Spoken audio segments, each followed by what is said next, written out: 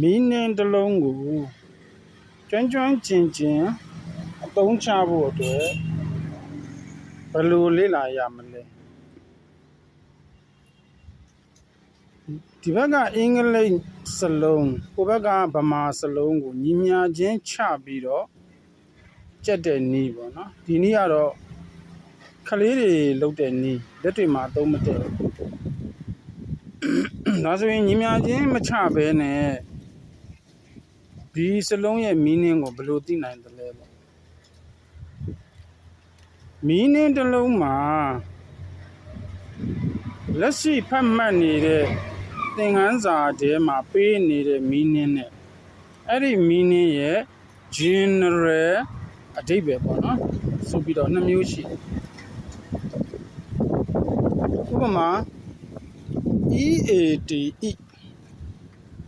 EADE ညီမျှချင်းစားသည်ပေါ့အဲ့လိုကြက်လိုက်လို့ရှိရင်၎င်းစားသည်ဆိုတဲ့မီးနှင်းကလက်ရှိသင်ခန်းစာထဲမှာစာပိုက်ထဲမှာပါနေတဲ့အဓိပ္ပာယ်သားလေးဖြစ်တယ်ဒါဆို EADE ညီမျှချင်းစားသည်ဒါကိုကြက်လိုက်တော့ရသွားပြီပေါ့လေအဲ့ဒီလိုရသွားတဲ့လူကအဲ့ဗဇက်ကြီးနဲ့စားတယ်ဆိုတဲ့အဓိပ္ပာယ်မျိုးကြမှာ EADE ကို300အကောင်မှန်သိတယ်သူကစားသည်လို့ကြက်ထားတာအဲ့တော့ဗဇက်နဲ့စားတယ်ပေါ့နော်အဲ့လိုအနေထားမျိုးအဲ့လိုအဓိပ္ပာယ်မျိုးလိုချင်တဲ့အခါကျမှသူက EADE ကို300အကောင်မှန်သိတယ်သူ့ရဲ့ meaning ကဒါကပေါင်းချင်းသွားတာအဲ့ဒါကို specific meaning လို့ခေါ်တယ်ဒီလက်ရှိဖတ်ထားတဲ့စာပိုက်ထဲမှာပေးတဲ့အဓိပ္ပာယ်အဲ့လိုကြက်ချင်းသည်ပေါင်းအမတန်ကျင်းတယ်ဒီစလုံးကိုကောင်းကောင်းမသုံးတတ်ဘူးဆိုချင်တာကဒီစလုံးကိုအမျိုးနေရာအစိတ်လောက်မှာသုံးလို့ရတယ်ဆိုရင်သူကဗဇက်ကြီးနဲ့စားတယ်ဆိုတဲ့ဟာတစ်ခုပဲသုံးတတ်တယ်ဟော EADE ညီမျှချင်းစားတယ်လို့သူကမှတ်ထားတာဟုတ်အဲ့ဒါက specific meaning နောက် meaning တစ်ခုရှိသေးတယ်အဲ့ဒါကတော့ general meaningဆိုတာက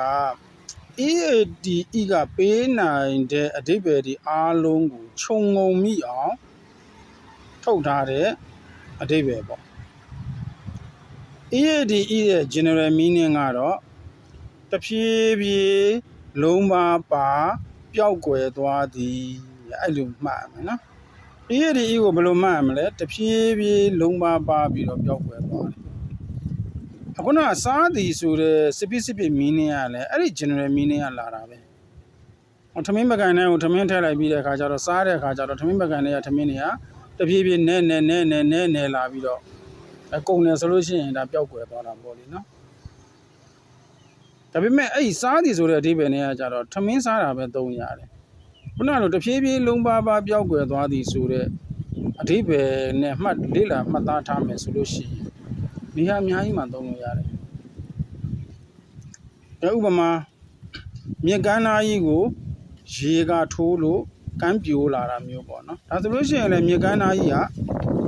တဖြည်းဖြည်းချင်းလုံးမပါလာတာဟုတ်ဘူးမြင်နေရသေးတယ်တော့ကြပါလာပြီတော့ကြပြိုဆင်းသွားပြီတော့ကြနဲသွားပြီတဖြည်းဖြည်းနဲ့ကမ်းကြီးကကြားလဲကြအောင်မရှိတော့ဘူးအဲ့ဒါလည်း eating away ပေါ့နော်နောက်တစ်ခါတရေကြီးတစ်ကောင်တွေ့တယ်ပေါ့တရေကြီးတစ်ကောင်ကစကြည့်ကစားမှာထင်းထင်းရှားရှားကြီးအကြည့်နေနဲ့တဖြည်းဖြည်းပါလာတယ်မြူမုံလေးလိုဖြစ်လာတာပေါ့နော်ဝါလာတယ်ပါလာနောက်ပိုင်းလည်းကြာလဲကြာအောင်လုံးပျောက်ကွယ်သွားတယ်အဲ့ဒါလည်း eating away ပဲစသည်အစရှိသဖြင့်တဖြည်းဖြည်းလုံးမပါသွားတဲ့နေရာတိုင်းမှာ eating ကိုသုံးလို့ရတယ်တန်ချောင်းကိုကြောက်နဲ့တွေးလိုက်တယ်ဆိုရင်တန်ချောင်းကြီးကပါပြီးတော့နော်ပျောက်သွားဒါလည်း eating ပဲတဖြည်းဖြည်းလုံးမပါပြီးပျောက်သွားတဲ့နေရာတိုင်းမှာသုံးလို့ရမှန်းကိုသိရင်ကိုအင်္ဂလိပ်ဝတ္ထုတွေရေးတဲ့အခါမှာတဖြည်းဖြည်းလုံးမပါပြီးပျောက်ကွယ်သွားတယ်ဆိုတဲ့အဓိပ္ပာယ်မျိုးလိုချင်တဲ့အခါတိုင်း EADE ကိုချသုံးလို့ရတယ်အဲ့လိုသုံးနိုင်မှာကိုကစာရီအများကြီးကိုလွတ်လွတ်လပ်လပ်ရေးနိုင်မှာပေါ့ EADE ကိုစားသည်လို့ပဲသိလို့ရှိလို့ရှင်ကိုယ့်ရဲ့စာရေးနိုင်တဲ့ EADE ကိုသုံးတတ်တဲ့ပမာဏက very limited အကန့်အသတ်တအားဘောင်ချင်းလွန်းတဲ့အတွက်ကြောင့် ကိုရေးကျင်တဲ့စာကြိုက်တဲ့စာဝိထုလိုဟာမျိုးရေးလို့မရဘူးကိုမူလာတန်းလေးတွေပြန်စာသင်တလောက်ပဲရမှာနော်အခုဆွေးနွေးခဲ့တာကတော့ meaning တစ်ခုကိုလေ့လာတဲ့အခါမှာသူ့ရဲ့ specific meaning ကိုမလေ့လာရဘူး general meaning ဘယ်နေရာမှာဆိုအသုံးတည့်တဲ့ meaning ပေါ့နော်ခြုံပြီးတော့ပြောထားတဲ့ meaning အဲ့ဒါမျိုးကိုလေ့လာရတယ်အဲ့ဒီလိုမျိုး general meaning ကစလုံးတော်တော်များများမှာရှိတယ်စလုံးတော်တော်များများမှာရှိတယ်ဥပမာဆိုကြပါစို့ GD get တော့ဣတဲ့တောင်ပို့ဆိုးသေးတယ်ဒီပို့ဆိုးတယ်ဆိုတာပို့ပြီးတော့အသုံးများသေးတယ်လို့ပြောနော်အများကြီးသုံးနိုင်တယ်လို့ပြောတာဥပမာ GD get ကိုရသည်ဆိုပြီးတော့ကြက်ထားတယ်ဆိုလို့ရှိရင်ဟုတ်လား I get money ပေါ့လေငါပတ်စံရတယ် I get the first prize ပေါ့လေငါပထမဆိုရတယ်ဒါပဲအဲ့လိုတနေရာပဲသုံးတတ်တယ် get ကို general meaning အရာဘယ်လိုမှတ်ရမလဲဆိုလို့ရှိရင်ဘာမဟုတ်သောစလုံးများကိုဘာဖြစ်အောင်ပြောင်းပေးနိုင်တဲ့ but of incomplete predication ပေါ့နော် linking but လို့နားလည်ရမယ်အဲ့လိုနားလည်လိုက်တာ ਨੇ ဘာမဟုတ်တဲ့စလုံးတွေကိုဘာပြောင်းကျင်လို့ရှိရင်ရှေ့က GD get သို့မဟုတ် GOD got ပေါ့နော်ဘာမှမပတ်တူအဲ့လိုလေးသုံးပြီးတော့လုပ်လိုက်ရင်ရသွားပြီဥပမာ ready ဆိုလို့ရှိရင်အစင်သင့်ဖြစ်သွားသူက adjective ဘာမဟုတ်ဘူးဒါကိုဟိတ်ကောင်အစင်သင့်လုပ်ဘတ်အနေနဲ့ပြောကြတယ်အစင်သင့်လုပ်လိုက်စမ်းနော်ဒီလိုဘတ်အတိတ်ပဲမျိုးပြောင်းကျင်ရင်ရှေ့က get လေးပေါင်းလိုက် get ready အစင်သင့်လုပ်ဆရာဝန်သွားပင်စမ်းဟေးနော်ဆိုရင်get the doctor တနတ်ယူခဲ့စမ်းဟေးget the gun ဆရာဝန်အိမ်ပြန်ပို့လိုက်စမ်းဟေးget the doctor home အဲ့တော့ home ဆိုတာကဘာမဟုတ်ဘူးဒါပေမဲ့ get လဲပေါင်းလိုက်ကောဆရာဝန်ကိုအိမ်တို့ပြန်ပို့သည်အဲ့လိုဘာအဓိပ္ပာယ်ကို home ကပေးသွားတာအဲ့တော့ဘာမဟုတ်တဲ့စလုံးတွေကိုဘာဖြစ်အောင်သုံးတာပေါ့အဲ့တော့ OUD အောက်အပြင်မှာသူကဘာမဟုတ်ဘူး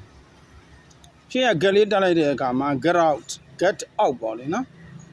အောက်ကအပြင်ထွက်သွားစမ်းဆိုတဲ့ဘာဖြစ်သွားတယ်ဝင်ငယ်စမ်းဆိုတော့လည်း get in ပေါ့လေနော်ကားထဲဝင်နေဆိုရင် get in ငုံးလိုက်စမ်းဆိုရင် get down က အဲ့ဘက်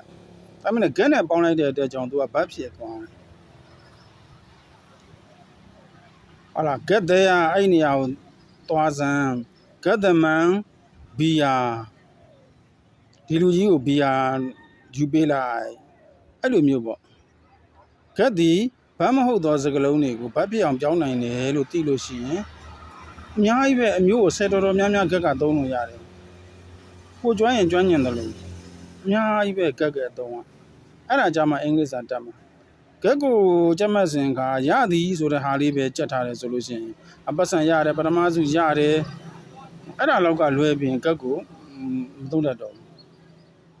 ဒါကြောင့် meaning တွေကိုကြက်မှတ်တဲ့အခါမှာ specific meaning အသေး meaning ကိုမကြက်ဖတ်ပဲနဲ့